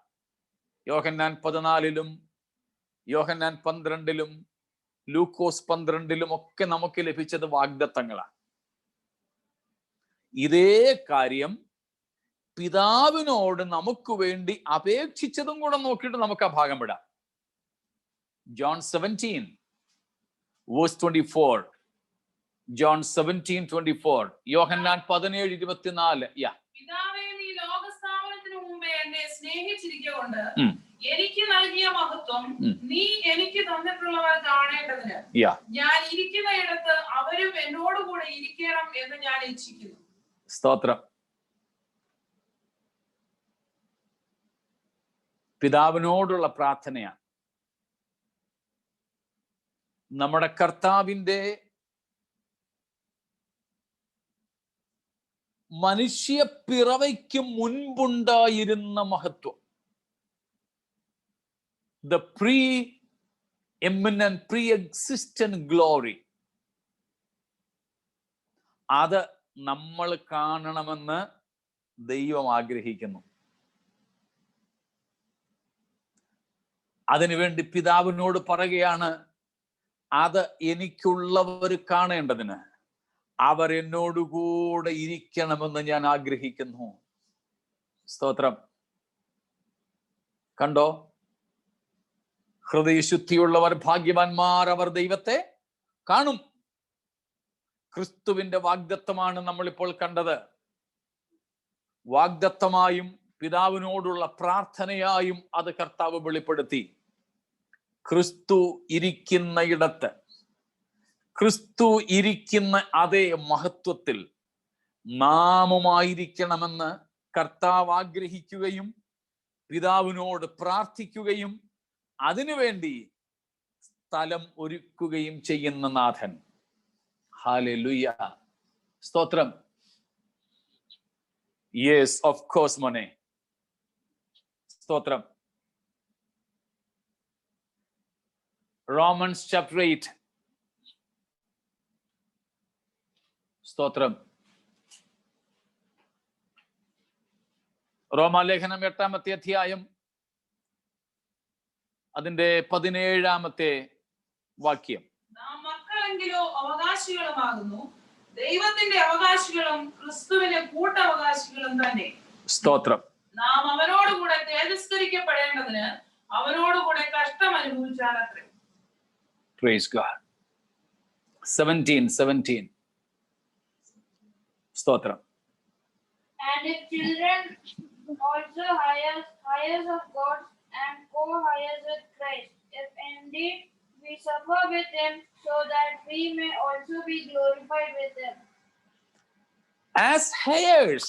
Yeah, ഇത് ഞാൻ പറഞ്ഞത് ഒരു ചോദ്യം വന്നായിരുന്നു. Is it because we are co-heirs with Christ? Yes, absolutely. അതിന് ഈ വാക്യം കൂടെ എടുത്തു എന്ന് മാത്രമേ ഉള്ളൂ. നമ്മൾ we are co-heirs with Christ. നാം ക്രിസ്തുവിന്റെ കൂട്ടവകാശികളാണ്, ക്രിസ്തുവിനോട് കൂടെ കൂട്ടവകാശികളാണ്. We are co-heirs. സ്തോത്രം. We are heirs of God and co-heirs with Christ. സ്തോത്രം. അങ്ങനെയാണെങ്കിൽ നമ്മൾ അവനെ അക്ഷരികമായി കാണും. കർത്താവിന്റെ കൂടെ നമ്മൾ ഇരിക്കും. ചിലർക്ക് ഒരു ചോദ്യം വന്നേക്കാം, ഈ പറഞ്ഞതെല്ലാം യേശു ക്രിസ്തുവിന്റെ സമ്മതിച്ചു. ക്രിസ്തുവിനോടുകൂടെ നമ്മൾ ഇരിക്കുകയും ക്രിസ്തുവിനെ കാണുകയും ചെയ്യും, പക്ഷെ പിതാവിനെ നമ്മൾ കാണത്തില്ല. അങ്ങനെ പഠിപ്പിക്കുന്ന പലരും ഉള്ളത് കൊണ്ടാണ് ഞാൻ അതെടുത്ത് പറയുന്നത്. ഇവിടെ എങ്ങും പിതാവിന്റെ കൂടെ എന്നല്ല പറഞ്ഞിരിക്കുന്നത്, ക്രിസ്തുവിന്റെ കൂടെ എന്നാണല്ലോ. ചോദ്യം, ക്രിസ്തു എവിടെയായിരിക്കുന്നേ? ക്രിസ്തു ആരുടെ കൂടെയാ? പിതാവിന്റെ കൂടെ. പിതാവിന്റെ കൂടെയാ. അപ്പോൾ ക്രിസ്തുവും പിതാവും രണ്ടിടത്താണോ? അല്ല, ഒരിടത്താ, ഒരുമിച്ച. ത്രിയേക ദൈവം ഒരുമിച്ച.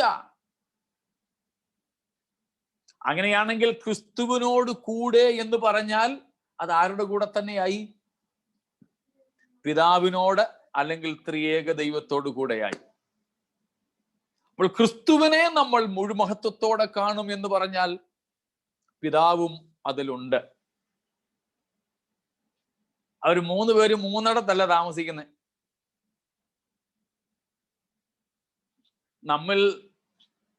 നമ്മുടെ കൂട്ടത്തിലൊക്കെ പലരും സഹോദരങ്ങൾ പറയും, കുറച്ച് ദൂരെ താമസിക്കാം, അതാ നല്ലതെന്ന്. അടുത്തടുത്ത് താമസിക്കണ്ട, ഇച്ചിരി ദൂരെ താമസിക്കുകയാണെങ്കിൽ ചെല്ല് പറയും ഇച്ചിരി ദൂരെ താമസിക്കുന്നേ. ചെല്ല് കല്യാണം കഴിക്കുമ്പോൾ പോലും പറയും അടുത്തങ്ങുള്ളവരെ വേണ്ട. പിന്നെ എന്താന്ന് പറഞ്ഞാ, അടുത്ത ഭാര്യ വീടെങ്കിൽ പിന്നെ അങ്ങോട്ടൊന്ന് കയറി ഇങ്ങോട്ടൊന്ന് കയറി, പിന്നെ ഒരു ട്രിപ്പ് ഉണ്ടാകത്തില്ല. ഇച്ചിരി ദൂരെയാണെങ്കിൽ ഒരു ട്രിപ്പിന് പോകാമല്ലോ. പിന്നെ എപ്പോഴും ഓടിപ്പോകത്തില്ല അങ്ങോട്ടും ഇങ്ങോട്ടും. അപ്പൊ ഇച്ചിരി ദൂരെ. ഇതുപോലെ ത്രിയേക ദൈവത്തിൽ അകൽച്ചയില്ലല്ലോ. നമ്മൾ ത്രിയേകത്വം പഠിച്ചതായതുകൊണ്ട് ആവർത്തിക്കേണ്ട ആവശ്യമില്ല, നിങ്ങൾക്കറിയാം. Harmonious relationship, they stay together. ത്രിയേക ദൈവം, only one being but 3 persons, but not separate persons but distinct persons, that's all. അതുകൊണ്ട് പുത്രൻ ഉള്ളിടത്ത് പിതാവുണ്ട്. പുത്രനെ കാണാം പിതാവിനെ കാണാൻ പറ്റില്ലെന്ന് ആരും വാദിക്കരുത്. അതിനർത്ഥമില്ല. അത് ത്രിയേക ദൈവത്തെ വേറെ വേറെ കാണുന്നത് കൊണ്ട് അത് വേദപുസ്തകത്തിന്റെ ഉപദേശമല്ല. സ്തോത്രം. അതുകൊണ്ട് നമുക്ക് ആരെ കാണാം? ദൈവത്തെ കാണാം. ത്രിയേക ദൈവത്തെ കാണാം മുഴുമഹത്വത്തോടെ. നമ്മൾ ക്രിസ്തുവിന്റെ കൂട്ടവകാശികളാണ്. ക്രിസ്തുവിനോട് കൂടെ കൂട്ടവകാശികളാണ്. സ്തോത്രം. അതുകൊണ്ട് നമുക്ക് നമ്മുടെ ദൈവത്തെ കാണാൻ പറ്റും. സ്തോത്രം. യോഹൻ 2-ാമത്തെ വാഗ്ദത്തം, സെക്കൻഡ് പ്രോമിസ്. യേശു കർത്താവ് പറയുകയാണ്, സ്തോത്രം,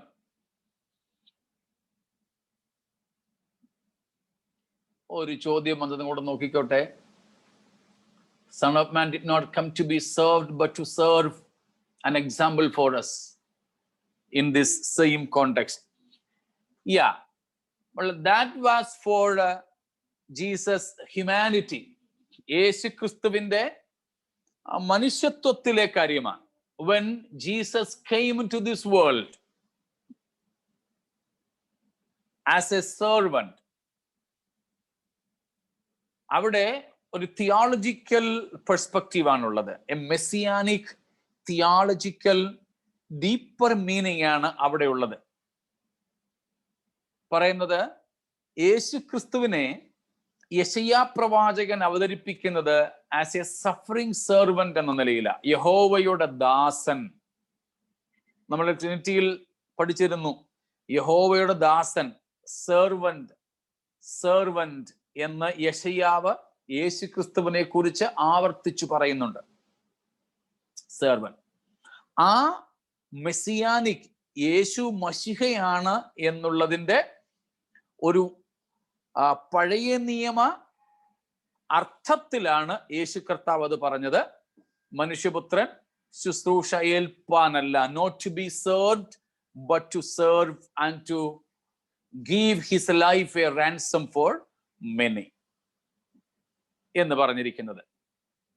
അത് ഇപ്പോൾ പറഞ്ഞ കർത്താവ് നമ്മളെ ശുശ്രൂഷിക്കും. When we read from Luke 12:37, that is something how he will be honoring us. He will honor us.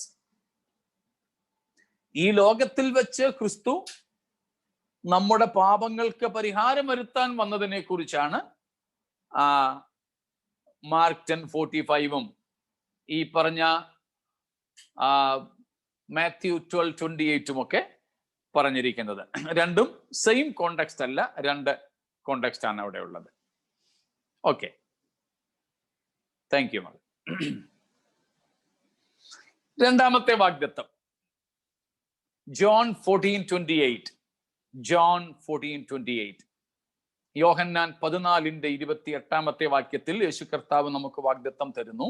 ഞാൻ പോകുകയും നിങ്ങളുടെ അടുക്കൽ മടങ്ങി വരികയും ചെയ്യും എന്ന് ഞാൻ നിങ്ങളോട് പറഞ്ഞത് കേട്ടുവല്ലോ. മതി, സ്തോത്രം. കർത്താവ് പറയുകയാണ്, I go away and come again unto you. Will come again unto us. കർത്താവ് വാഗ്ദത്തം ചെയ്യുകയാണ്, ഞാൻ നിങ്ങളുടെ അടുക്കൽ മടങ്ങി വരും. എന്തിനാ മടങ്ങി വരുന്നതെന്ന് നമ്മൾ കണ്ടു യോഹന്നാൻ 14:3. കുറച്ചു നാൾ മുമ്പ് നമ്മുടെ മഹാബലി തമ്പുരാൻ വന്നതുപോലെ അല്ലല്ലോ. മാവേലി തമ്പുരാനെ അദ്ദേഹം എന്തിനാ വന്നത്? ഒന്ന് വിസിറ്റ് ചെയ്യാനാ, മലയാളികളെയൊക്കെ ഒന്ന് കാണാനാ. അതുകൊണ്ടാ വന്ന് ഉപ്പേരിയും കഴിച്ച ഊഞ്ഞാലുമാടി അത്തപ്പൂവും കണ്ടിട്ട് തിരിച്ചു പോകുന്നത്. ഒരാഴ്ചത്തെ അവധിക്കാ വരുന്നേ. അതുപോലെ സന്ദർശനത്തിനല്ലല്ലോ യേശു വരുന്നത്. പിന്നെന്തിനാ യേശു വരുന്നത്? കൂടെ കൊണ്ടുപോകാനാണ്. അപ്പോൾ കർത്താവ് മടങ്ങി വരുമെന്നും വന്ന് നമ്മളെ കൊണ്ടുപോകുമെന്നും പറഞ്ഞിരിക്കുകയാണ്. സ്തോത്രം. ഇന്നലെയും നമ്മൾ അതിനെ കുറിച്ച് കണ്ടു. റിബേക്കയും ഇസഹാക്കും തമ്മിലുള്ള വിവാഹത്തിന്റെ ഒരു സാദൃശ്യത്തിലും അതിനെയും ആവർത്തിക്കേണ്ട ആവശ്യമില്ല. സ്തോത്രം. മൂന്നാമതൊരു കാര്യം കൂടെ പറഞ്ഞ് നമുക്ക് ഈ ഭാഗത്തിന് വിട ചൊല്ലാം. A third promise is here. സ്തോത്രം. അതാണ് മത്തായി 10-ാം അധ്യായത്തിന്റെ 32-33 വാക്യങ്ങൾ. Mathew 10:32 and 33.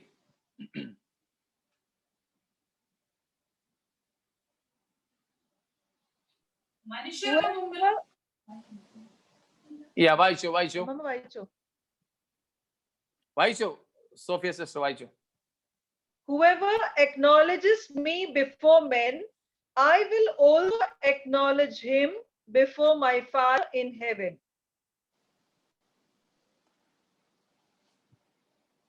33 also. But whoever disowns me before men, I will disown him before my Father in heaven. സ്തോത്രം. എന്താ അവിടുത്തെ വാഗ്ദത്തം?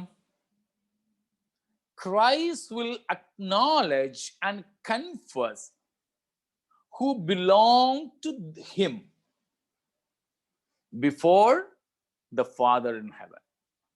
പിതാവിന്റെ സന്നിധിയിൽ തനിക്കുള്ളവരെ അംഗീകരിച്ച് ഏറ്റുപറയും എന്നൊരു വാഗ്ദത്തം. The same promise is also seen again in Revelation chapter 3 and verse 5, verses 4 and 5. 4-5 വാക്യങ്ങളിലുണ്ട്. Same വാഗ്ദത്തമാണ് നാം കാണുന്നത്. സ്തോത്രം. യേശു കർത്താവ് സർദീസിലെ സഭയോട് പറഞ്ഞ കാര്യമാണ്.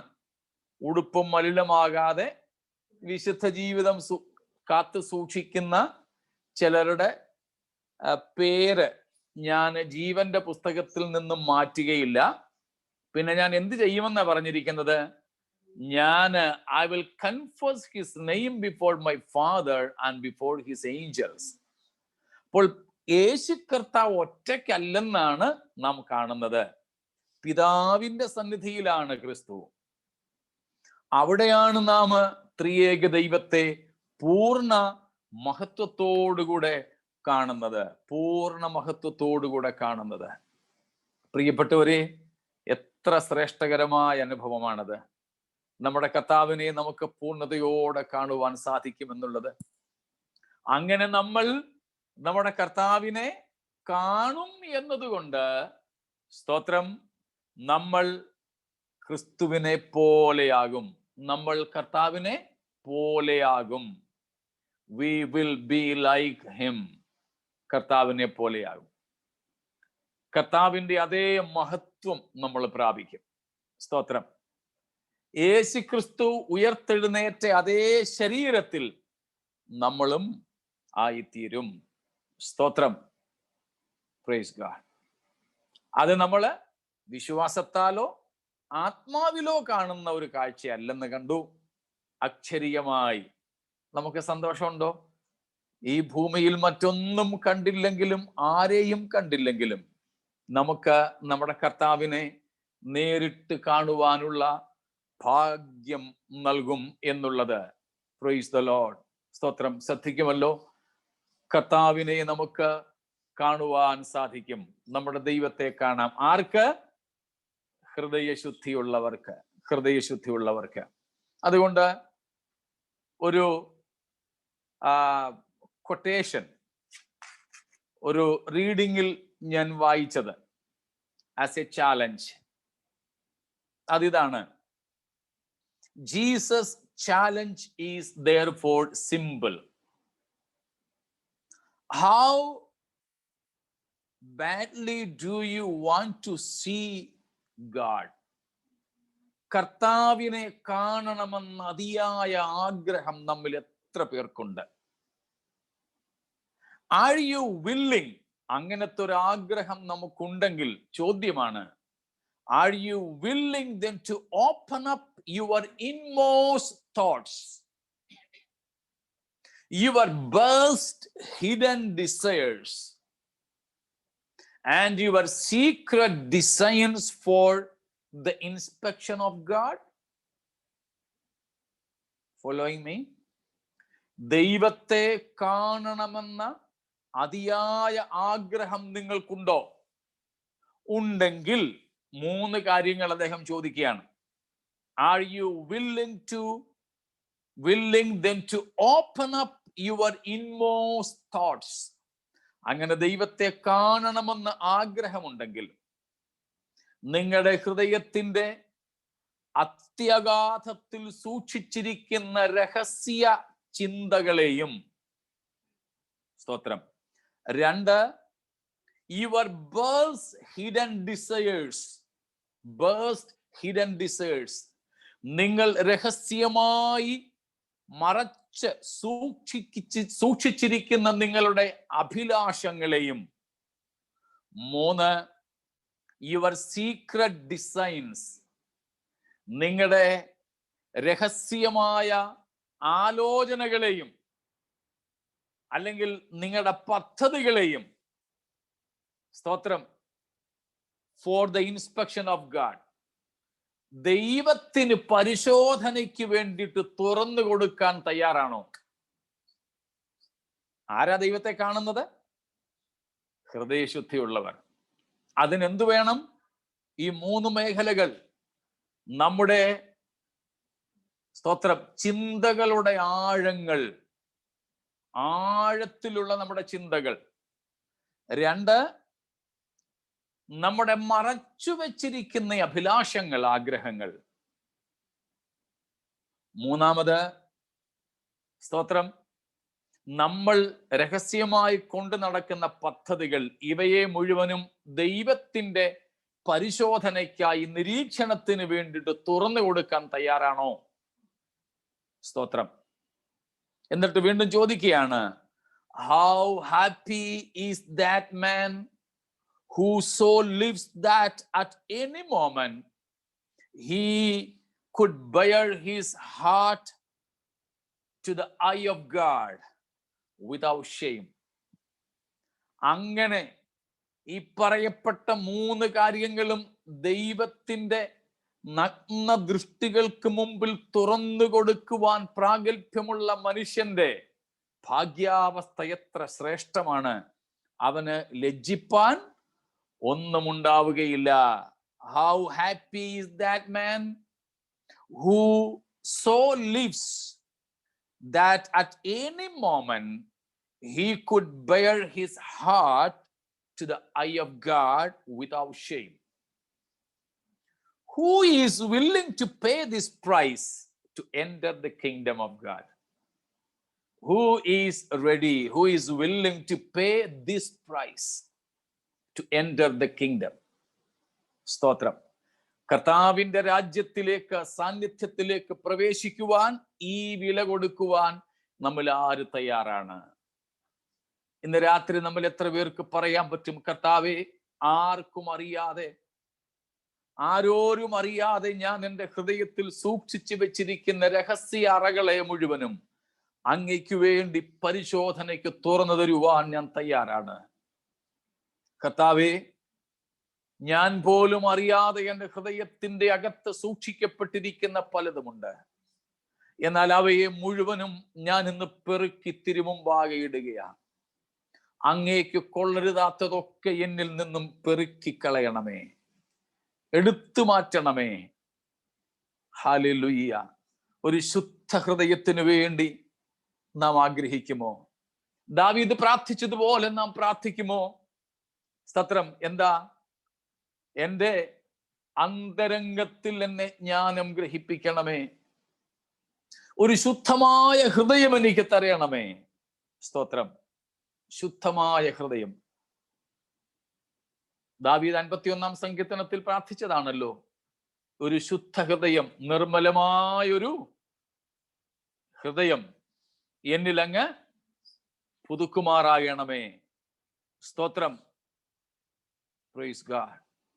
അപ്പോൾ ദൈവത്തിന്റെ കരത്തിലേക്ക് നമ്മെ നമുക്കിന്ന് രാത്രിയിൽ സമർപ്പിക്കാം. എന്തിനാ? ഒരു ശുദ്ധ ഹൃദയം നമ്മിൽ പണിയപ്പെടേണ്ടതിന്. സ്തോത്രം.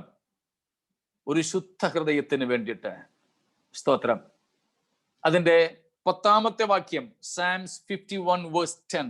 ദൈവമേ, നിർമ്മലമായ ഒരു ഹൃദയം എന്നെ സൃഷ്ടിച്ച് സ്ഥിരമായ ഒരു ആത്മാവിനെ എന്നിൽ പുതുക്കേണമേ. സ്തോത്രം. നിർമ്മലമായ ഒരു ഹൃദയം എന്നിൽ സൃഷ്ടിച്ച് സ്ഥിരമായ ഒരു ആത്മാവിനെ എന്നിൽ പുതുക്കണമേ. Create in me a clean heart, O God, and renew a right spirit within me. ആത്മാർത്ഥമായും നമുക്ക് ദൈവസന്നിധിയിൽ പ്രാർത്ഥിക്കാൻ പറ്റുമോ സഹോദരങ്ങളെ? ആത്മാർത്ഥതയോടെ. സ്തോത്രം. ആത്മാർത്ഥതയോടെ ഒരു നിർമ്മല ഹൃദയത്തിന്റെ ഉടമകളായി നമ്മൾ മാറിയാൽ നമുക്ക് ദൈവത്തെ കാണാം. ഹല്ലേലൂയ. ഒരു ഭക്തന്റെ അനുഭവമാണ്, അവസ്ഥയാണിത്. സ്തോത്രം. ഇവിടെ നിന്ന് ഒരു ചെറിയ തിരുത്തും കൂടെ തന്നിട്ട് നമുക്ക് അവസാനിപ്പിക്കാം. 7-ാമത്തെ ഭാഗ്യവർണ്ണനയിലേക്ക് ഇന്ന് കയറിയാൽ എത്തത്തില്ല. അതുകൊണ്ട് ഇന്ന് ഞാൻ അതിന് മുതിരുന്നില്ല. സ്തോത്രം. അതുകൊണ്ട് ഒരു ചെറിയ തിരുത്ത്. തിരുത്ത് വേറൊന്നുമല്ല, ചിലർക്ക് മാത്രം അത് തിരുത്താകാം, ബാക്കിയുള്ളവർക്ക് അത് അറിയാവുന്നതായിരിക്കും. ഈ സങ്കീർത്തനത്തിൽ തന്നെ 51-ാമത്തെ സങ്കീർത്തനത്തിൽ അതിന്റെ 7-ാമത്തെ വാക്യം, ഞാൻ നിർമ്മലനാകേണ്ടതിന് ഈ സോപ്പ് കൊണ്ട് എന്നെ ശുദ്ധീകരിക്കണമേ, ഞാൻ ഹിമത്തേക്കാൾ വെളുക്കേണ്ടതിന് എന്നെ കഴുകണമേ. അതിന്റെ ആദ്യ ഭാഗം, ഞാൻ നിർമ്മലനാകേണ്ടതിന് ഈ സോപ്പ് കൊണ്ട് എന്നെ ശുദ്ധീകരിക്കണം. 10-ാം വാക്യത്തിൽ നമ്മൾ കണ്ടു, നിർമ്മലമായൊരു ഹൃദയം എന്നിൽ സൃഷ്ടിക്കണമേ. നമുക്കുള്ള ഹൃദയത്തെ നിർമ്മലമാക്കുവാൻ 7-ാം വാക്യത്തിൽ നമ്മൾ കാണുന്നു ഒരു സോപ്പിന്റെ കാര്യം, അല്ലെ? ആ സോപ്പ് ഇതുവരെ നമ്മൾ കണ്ടിട്ടുണ്ടോ? നമ്മുടെ കൂട്ടത്തിൽ മീൻസ് ഇപ്പൊ നമ്മുടെ കൂട്ടത്തിലുള്ളവരെ അല്ല ഉദ്ദേശിക്കുന്നത്. എന്നാൽ പെന്റിക്കോസ്റ്റൽസിലും ചിലര് ഈ വാക്യം വെച്ച് പ്രാർത്ഥിക്കുന്നത് ഞാൻ കേട്ടിട്ടുള്ളത് കൊണ്ടാണ് ഒരു തിരുത്ത് ആയിക്കോട്ടെ എന്ന് ഞാൻ വിചാരിച്ചത്. സഭായോഗത്തിനും ഞായറാഴ്ചത്തെ സഭായോഗത്തിനും അല്ലെ വെള്ളിയാഴ്ചത്തെ ഗൾഫുകാർക്ക് വേണ്ടി വെള്ളിയാഴ്ചത്തെ സഭായോഗത്തിലും ഒക്കെ പലരും പ്രാർത്ഥിച്ച് ഞാൻ കേട്ടിട്ടുണ്ട്. കർത്താവേ, ഇന്ന് അങ്ങയുടെ മേശയും ഞങ്ങളുടെ നടുവിലുണ്ടല്ലോ, അതിൽ ഞങ്ങൾ പങ്കാളികളാകേണ്ടതിന് ഈ സോപ്പ് കൊണ്ട് ഞങ്ങളെ ശുദ്ധീകരിക്കണമെന്ന്.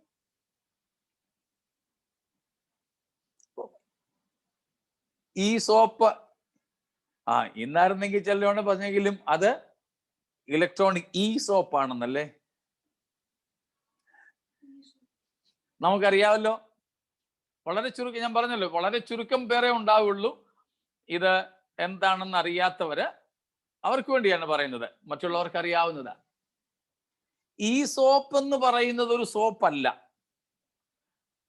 ഈ സോപ്പ് കൊണ്ട് തന്നെ ശുദ്ധീകരിക്കണമേ എന്ന് നമ്മൾ ആരും പ്രാർത്ഥിക്കുകയും ചെയ്യരുത്. നമ്മളെ ശുദ്ധീകരിക്കുന്നത് ഈ സോപ്പല്ല, പിന്നെ യേശുവിന്റെ രക്തമാണ്.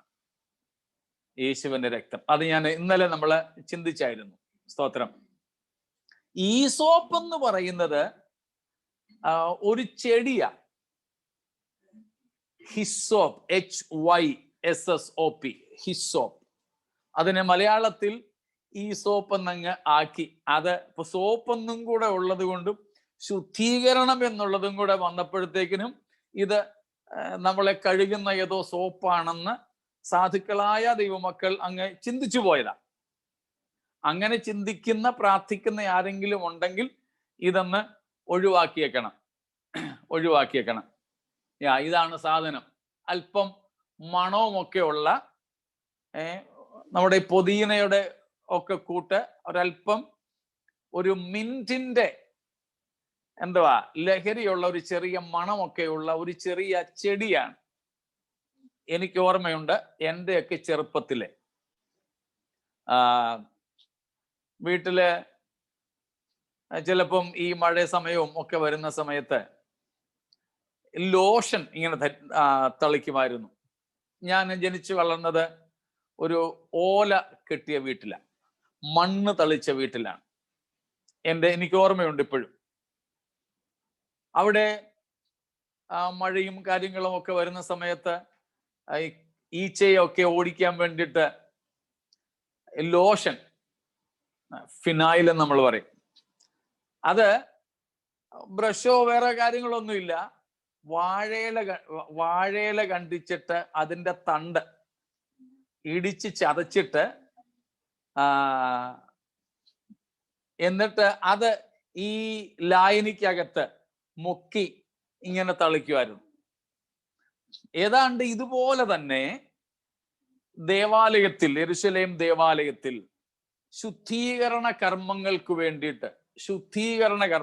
വേണ്ടി ഫോർ ക്ലെൻസിങ് പർപ്പസസ് ഈ ഹിസോപ്പിന്റെ തണ്ട് ഉപയോഗിക്കുമായിരുന്നു. അത് വെച്ച് രക്തം, അല്ലെങ്കിൽ അവര് യഹൂദന്മാർക്ക് സെറിമോണിയൽ കർമ്മങ്ങൾ അനുസരിച്ച് ഉണ്ടാക്കുന്ന ലായനികൾ, ശുദ്ധീകരണത്തിനുള്ള ലായനിയൊക്കെ ഉണ്ട്. അതിൽ പുരോഹിതൻ കൈയിട്ടൊന്നുമല്ല, പകരം ഈ ഈസോപ്പ് എന്ന് പറയുന്ന ഈ ചെടിയുടെ തണ്ട് മുക്കിയിട്ടാണ് തളിക്കുന്നത്. അപ്പോൾ യാഗരക്തം കൊണ്ടോ അല്ലെങ്കിൽ ശുദ്ധജലം കൊണ്ടോ ഞങ്ങളെ കഴുകണമേ എന്ന ഇസ്രായേലിന്റെ പ്രാർത്ഥനയ്ക്ക് അവരുപയോഗിച്ച ഒരു പ്രയോഗമെന്നേ ഉള്ളൂ. പുതിയ നിയമത്തിൽ നമുക്ക് ഹിസോപ്പ് കൊണ്ടുള്ള ശുദ്ധീകരണമല്ലുള്ളത്, നമുക്ക് യേശുവിന്റെ രക്തത്താലുള്ള ശുദ്ധീകരണമാണ്. അതുകൊണ്ട് ഈ സോപ്പ് കൊണ്ട് തന്നെ കഴുകണമേ എന്ന് ആരും വ്യക്തിപരമായ പ്രാർത്ഥനകളിലോ സഭായോഗങ്ങളിലോ പ്രാർത്ഥിക്കരുത്. ഇനി ആരെങ്കിലും അറിയാതെ പ്രാർത്ഥിച്ചാൽ അന്നേരം നമ്മൾ ആരും ഇരുന്ന് ചിരിക്കുകയും ചെയ്യരുത് കേട്ടോ. അങ്ങനെയും നമുക്ക് ചിലരിതുണ്ട്. അതുകൊണ്ട് ഈ സോപ്പ് എല്ലാം കൂടെ കണ്ണു തുറന്ന് അങ്ങോട്ടും ഇങ്ങോട്ടും നോക്കി, അത് അവരുടെ അറിവില്ലായ്മ കൊണ്ടാണ്. സ്തോത്രം. അതുകൊണ്ടാണ് ഞാനത് ഇന്ന് ഒന്ന് ക്ലിയർ ചെയ്യാമെന്ന് കരുതിയത്. അതുകൊണ്ട് നമുക്കിന്ന് രാത്രി ദൈവത്തോട് പറയാം, ദാവീദിന്റെ കാലത്ത് ഈ സോപ്പ് എന്ന് പറയുന്ന ചെടിയുടെ തണ്ടുകൊണ്ടുള്ള ശുദ്ധീകരണ കാർമ്മിക നിയമമായിരുന്നെങ്കിൽ ഇന്ന് യേശു ക്രിസ്തുവിന്റെ രക്തമാണ് നമുക്ക് ശുദ്ധീകരണത്തിനായിട്ടുള്ളത്. ആ രക്തം കൊണ്ട് നമ്മെ കഴുകണമേ എന്ന് നമുക്ക് ദൈവത്തോട് പറയാം. സ്തോത്രം. ഒരു നിർമ്മല ഹൃദയത്തോടെ ദൈവസന്നിധിയിലേക്ക് അടുത്തിയെല്ലാം, മറച്ചു വയ്ക്കുവാൻ ഒന്നുമില്ലാത്തവരായി നമുക്കടുത്തിയെല്ലാം ഒരു ശുദ്ധ ഹൃദയത്തിന്റെ ഉടമയായിരിക്കുന്നെങ്കിൽ ഈ ലോകത്തിൽ ഒന്നും ലഭിച്ചില്ലെങ്കിലും തേജോമയനായ നമ്മുടെ ത്രിയേക ദൈവത്തെ തേജസ്സോടെ കാണുവാൻ നമുക്ക് സാധിക്കും. ക്രിസ്തുവിന്റെ അതേ മഹത്വമുള്ള ശരീരം നമുക്ക് പ്രാപിക്കുവാൻ സാധിക്കും. ഇന്ന് രാത്രി ആ പ്രത്യാശയോടെ നമുക്ക് പിരിയാം. കർത്താവിന്റെ വരവ് ഇന്ന് രാത്രി നടക്കുന്നില്ലെങ്കിൽ നമുക്ക് നാളെ വീണ്ടും കൂടി അടുത്ത വാക്യത്തിലേക്ക് പ്രവേശിക്കാം. സ്തോത്രം. ഈ ദിവസങ്ങളിൽ നാം ചിന്തിച്ചത് നമ്മെ അധികം ശുദ്ധീകരണത്തിലേക്ക് നയിക്കുമാറാകട്ടെ. അധികം ശുദ്ധീകരണത്തോടെ ദൈവത്തോട് അടുക്കുവാൻ ഇത് മുഖാന്തരമായി തീരട്ടെ. ഹല്ലേലൂയ. നമുക്ക് ദൈവത്തോട് പ്രാർത്ഥിക്കാം. Praise the Lord. സ്തോത്രം, സ്തോത്രം.